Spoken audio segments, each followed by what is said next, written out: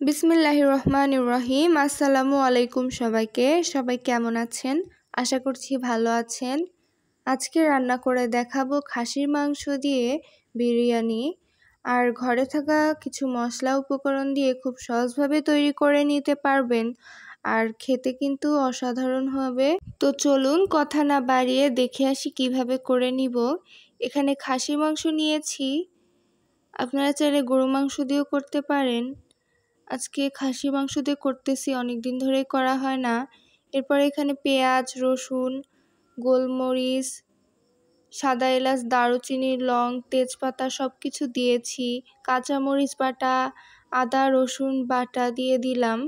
এখন দিয়ে দিব হলুদের গুঁড়ো অপশনাল, আমি ভুল করে দিয়েছি। যাই হোক, স্বাদ মতো লবণ দিয়ে দিচ্ছি, একটু গোলমরিচের গুঁড়ো দিয়ে দিলাম। এরপরে তেল দিয়ে দিচ্ছি। তেল দিয়ে এখন হাত দিয়ে মাখিয়ে নিব। আপনারা চাইলে হাতার সাহায্যেও মাখিয়ে নিতে পারবেন। ইচ্ছে করলো হাত দিয়ে মাখালে কিন্তু খাবারের টেস্ট ভালো আসে। তো এভাবে কিছুক্ষণ ভালো করে মাখিয়ে নিচ্ছি, যেন মশলা এবং মাংস একসঙ্গে মিক্সড হয়ে যায়। এখন মাংসতে পানি দিয়ে দিচ্ছি, অল্প করেই দিলাম কারণ মাংস থেকে এক্সট্রা পানি বের হবে। এরপরে সেদ্ধ করে নিয়ে কিছুক্ষণ কষিয়ে নিয়েছি। একবার কষিয়ে নিয়েছি, আমার মনেই ছিল না ভিডিও করার কথা, হঠাৎ করে মনে পড়েছে। তো যাই হোক, এবার দিয়ে 2 বার কষানো হবে। ভালো করে কষিয়ে নিচ্ছি। আর দেখুন কালারটি ওয়াও এসেছে, হলুদের গুঁড়োটা দেওয়া ভুল হয়ে গিয়েছে। তো এখানে পোলাওয়ের চালগুলো ধুয়ে নিয়েছি পানি ঝরিয়ে, এখন সব কিছু দিয়ে দিলাম। দিয়ে এখন এভাবে নাড়াচাড়া করে মাংসের সঙ্গে একসঙ্গে মিক্সড করে নিচ্ছি ভালোভাবে।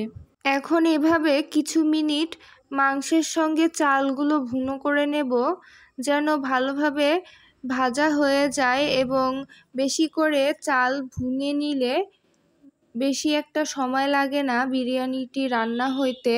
তো যাই হোক, দেখুন এভাবে আরও কিছুক্ষণ নাড়াচাড়া করতে করতে দেখুন কালারটি একদম চেঞ্জ হয়ে এসেছে।